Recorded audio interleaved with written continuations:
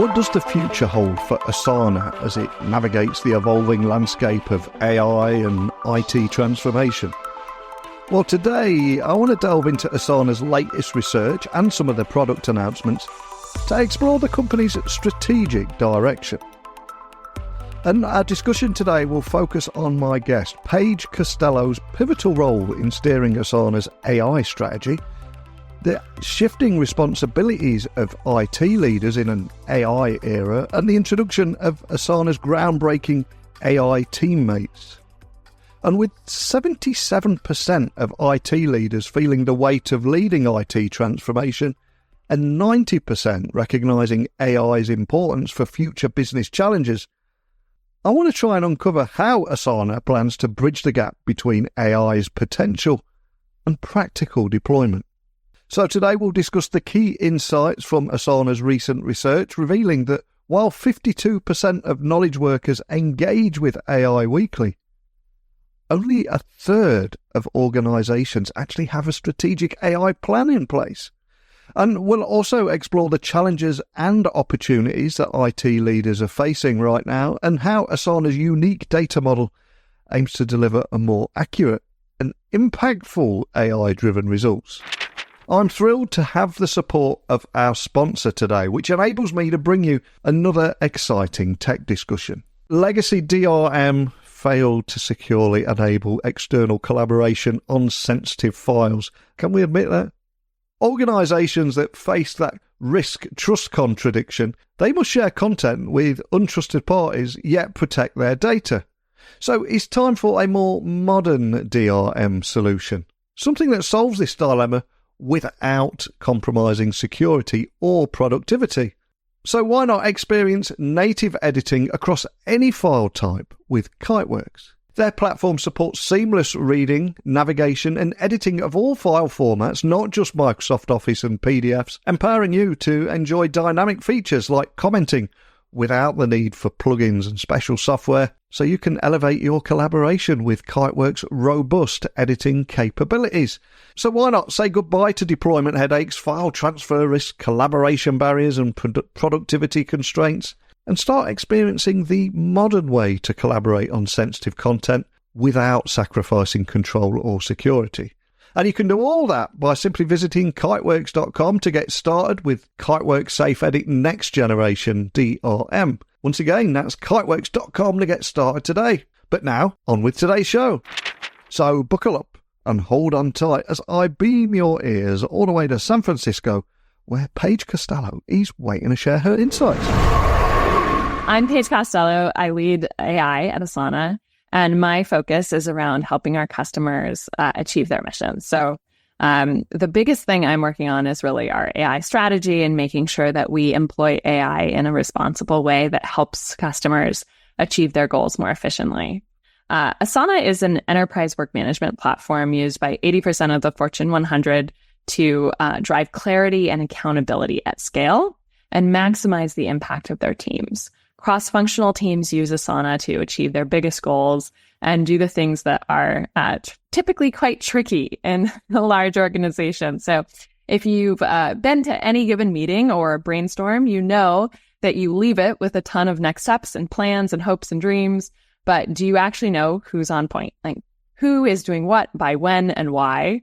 Asana is a work management platform that helps connect strategy to execution, so that you can do the things that are important and have a lot of dependencies with more confidence and precision.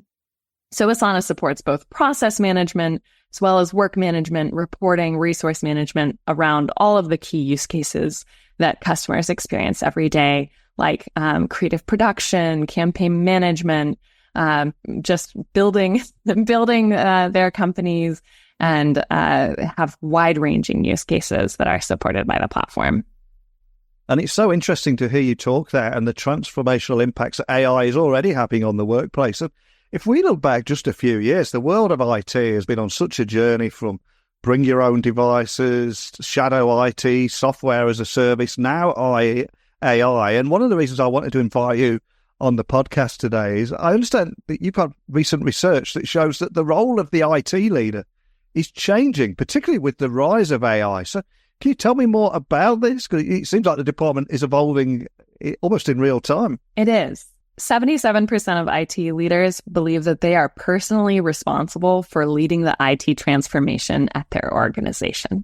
That's a very intense experience for a lot of these people. They experience stress monthly about this because 90% of them believe that AI is critical to navigating future business challenges. So they feel not just responsible, but aware of how important it is to changing their business trajectory and achieving their goals.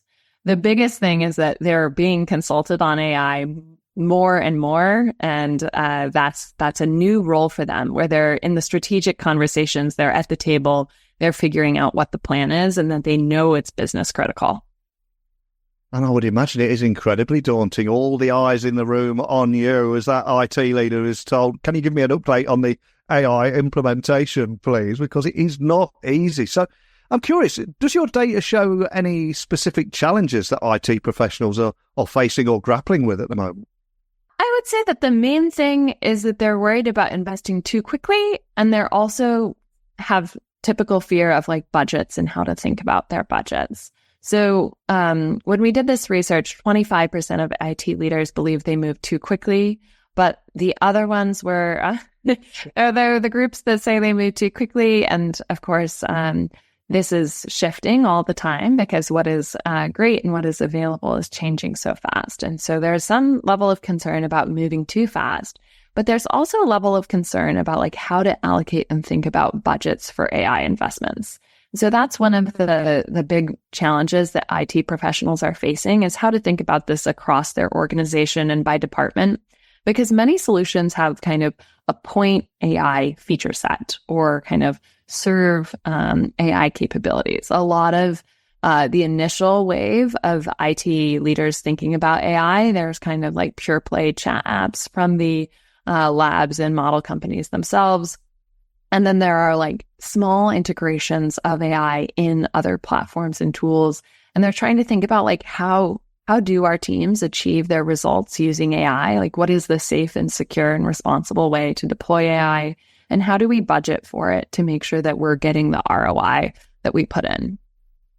And alongside that, of course, we've got the business as usual activities, firefighting, those support calls, software updates, project work. So what is the reality of AI adoption on the ground there, and what kind of impact is it having on teams? Well, I would say that like the main thing is that people are using AI and they're using it a lot. We saw a huge growth in the number of people using AI weekly in just 9 months because we do regular state of AI trend reports with Anthropic. It's worth noting that like the most productivity gains go to the daily users and then to the weekly users, and then the monthly users are far behind that. But 52% of knowledge workers use AI weekly, and that's really quite high. Yeah. And there's still a lot of concerns around AI. I saw more of it last year at a lot of tech conferences. People were a lot more cautious, but this year seems to be changing. It's more about solving those real world problems now. But I'm curious, from what you're seeing, especially in the reports, etc., what's keeping people or business leaders from adopting and being successful in their use of AI in the workplace? Well, I think a small part of it is the ad hoc adoption, where most of the, there really aren't consistent organizational strategies for how to deploy AI and how to use it. So only 31% of the people, both executives and ICs, we surveyed across the UK and the US. We surveyed 5,000 people, and only 31% of them said there was any strategic plan whatsoever about how to deploy AI in their organizations. Only 64%, 64% of people just say they have no to low familiarity with all of AI.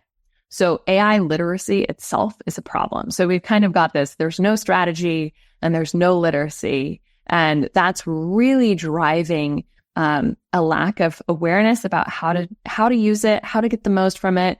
And then that's where the fear sets in, because if you don't know what you're doing, you don't know what it's used for, then you have this increasing mistrust of AI and the data that it's using and making decisions from data that you can't trust. And so nearly 50% of people are really concerned about AI accuracy. This is the place where people feel the most uncertain. And that's the biggest thing driving concern, I would say, in enterprises today around adoption of AI.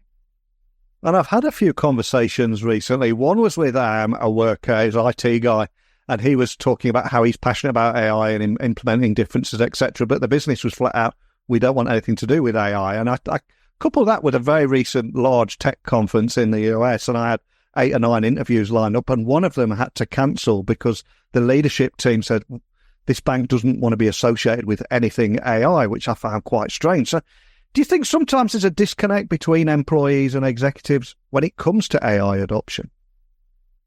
I absolutely do. We know this from our data, actually. 70% of executives use AI against only around 40% of ICs. But there's a big enthusiasm gap that's represented in that usage number, as well as just how people feel about AI and its opportunity for the business. That example you gave makes me think about just this perception externally around brands and brands wanting to be human and accessible and caring to the customers they serve. And I think that's really admirable and understandable and important. It's really easy to get lost in like, what AI for what? Like, what is AI doing for us?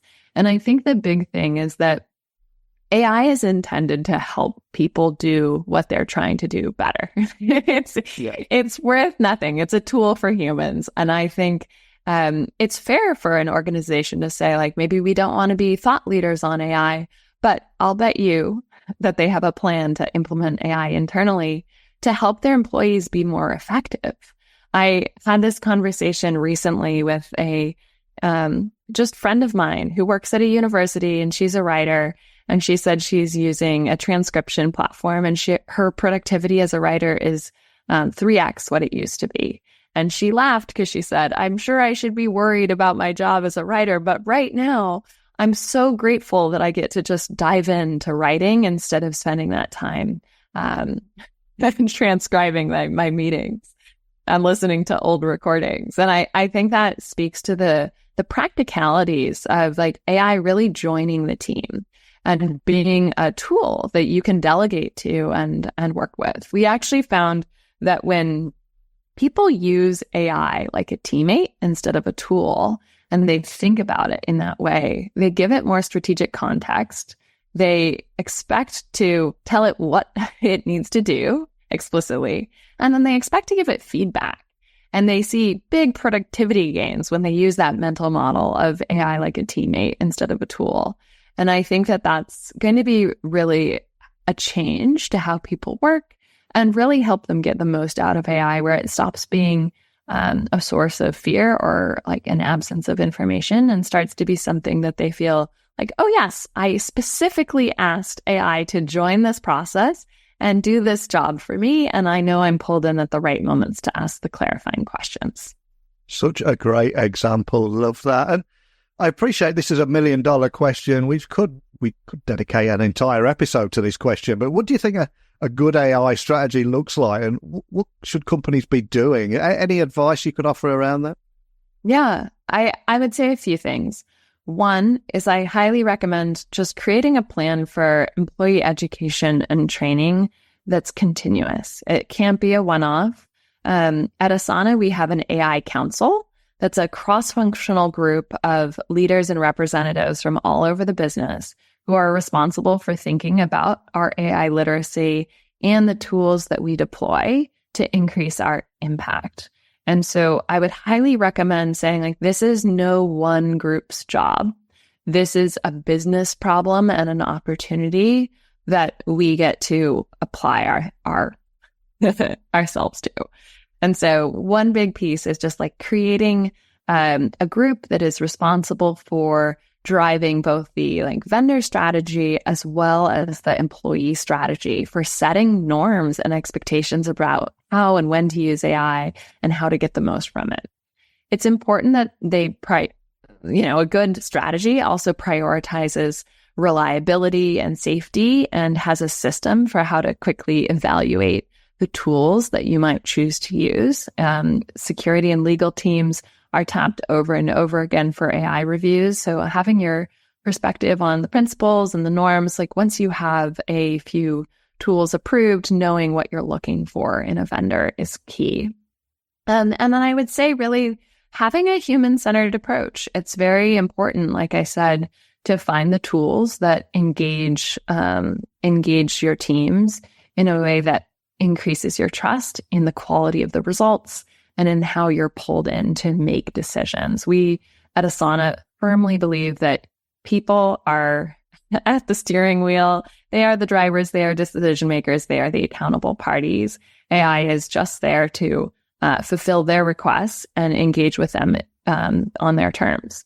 And so we've structured it in such a way that, for example, you can say, do this research and then create an approval task before it moves to the next stage, or support me in writing the status update with these headers and emphasize it in this way. And here's a status update I wrote before. I would like it to sound and look similar to this.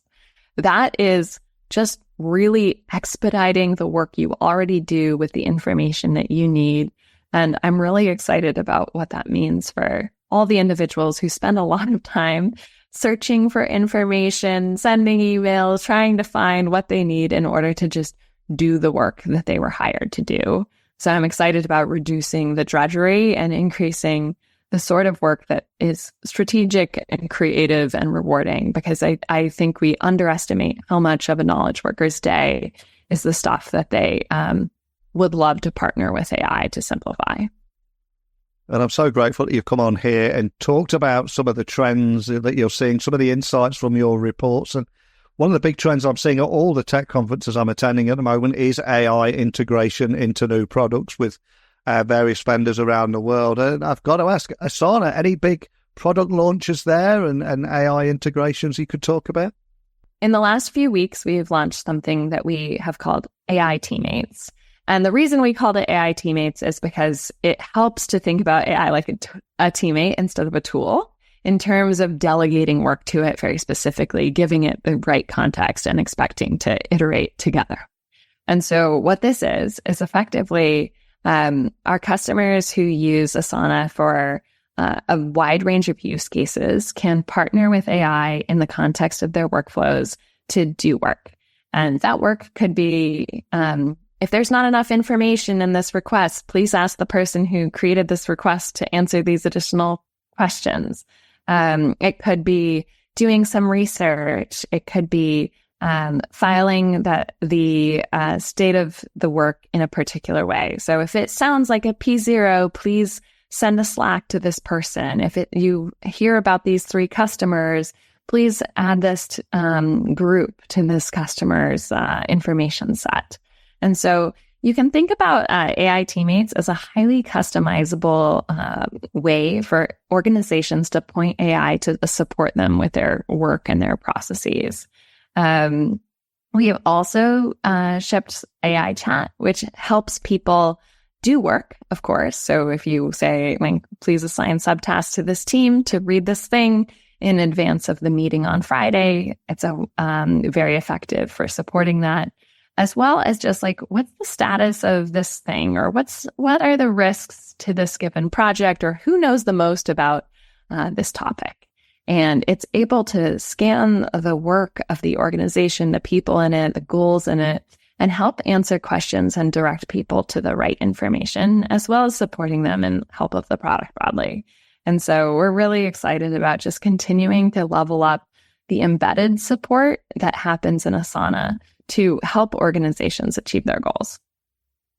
And of course, everyone's launching AI integration of some sort now. So to everybody listening, how would you say Asana's new features are unique, or what makes them unique, and how are they helping enterprises? The biggest thing I would say that makes it unique is Asana is a collaboration platform that helps people coordinate work. And it always has been about human teams aligning on what work is required, when it's needed, and when it got done. And these relationships about like who's doing what by when and why are the same pieces of information that you would expect and need when working with AI. So the past was all about people working with people. The future is going to be people working with people and people working with AI. Mm. And you're going to want to know what you've requested, what it did, how it helped, and have transparency and visibility into that. So the inspectability here is really important, and the transparency into the organization, understanding what is AI doing for us, how is it working, and what do we not want to do next? What is the ROI of that? Asana has a unique data model. We call it the work graph data model that has the context of the relationships between people, departments, work, goals, and a lot of the like digital exhaust of how work happens. And this data model creates a lot of context that enables a simple request to have a lot more data in order to yield a much more specific and correct result. And so when you think about AI and you think about a prompt or the context you give it, that's work, right?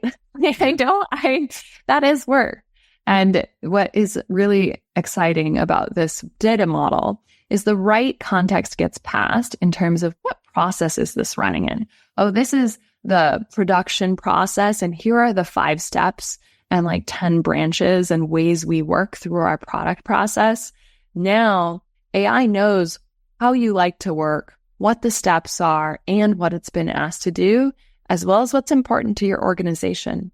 And so the investments we're making in AI are really just trying to capitalize on what organizations do intuitively, the way they have their work set up, the way they have articulated their processes.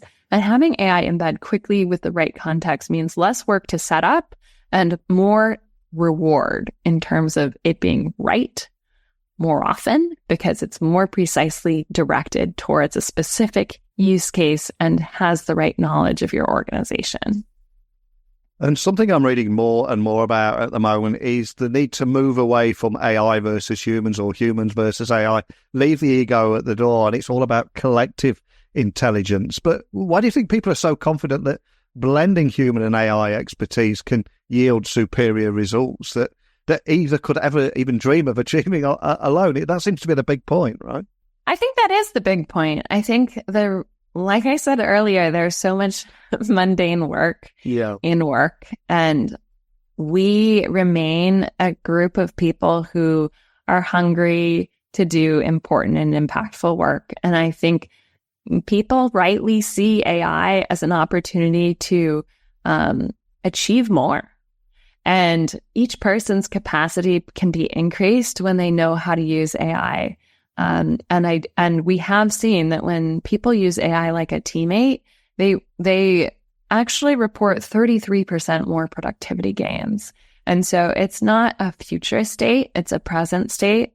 But the future of work is going to be one where people regularly rely on AI to improve the quality of their deliverables and achieve just entirely new things altogether. Right now, it's really easy to think about automation as the primary use case for like what AI is changing. But I firmly believe that we're going to see AI help us tackle more complex work that we didn't even imagine each individual was capable of because of what it enables. Exciting times ahead, and I appreciate you probably can't share too much, but with one eye on the future and the pace of technological change, anything else you can share about, or maybe a teaser about what's on the Asana product roadmap for the future? Asana serves organizations of all sizes, and one of the big things that we want to do is make sure that CIOs and operations leaders really get the insights they need about the progress of work, while the organization's people really care about what is the plan, how do I act on it, and seeing the purpose of their work. So the way goals connect to execution, the way strategy and execution connect in Asana is going to be something we continue to invest in, as well as what AI can do to help people with reporting and visibility, and just like driving the impact. So right now we're really focused on how AI supports individuals in their work and their processes and embedding that into the systems of ways work happen. AI will continue to support higher levels of abstraction across groups of work, as well as the way people get visibility into that work. Wow, a lot to look forward to. Sounds like we'll have to get you back on next year, find out how that continues to evolve. And we covered so much in 30 minutes today, from how the role of the IT leader is changing. While there's still some concerns around AI, the disconnect between employees and execs when it comes to AI adoption, this move to collective intelligence, blending human and AI expertise, and the new products that you've talked about. At the end of the show, I'm going to add 3 links to the reports that we referenced, the research there, as well as everything to do with the recent product announcements. But more than anything, just thank you for joining me today, Paige, and sharing your insights. Thank you. My pleasure, Neil. So as we wrap up our deep dive into Asana's AI journey, I think it's clear that the company is not just keeping pace with technological advancements, but helping actively shaping the future of work management.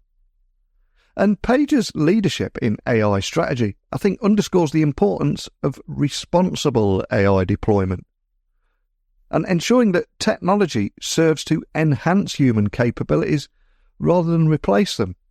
And I think the introduction of AI teammates signifies this bold step towards a more integrated and intelligent workflow, promising a future where AI and human collaboration is more seamless and the results highly productive.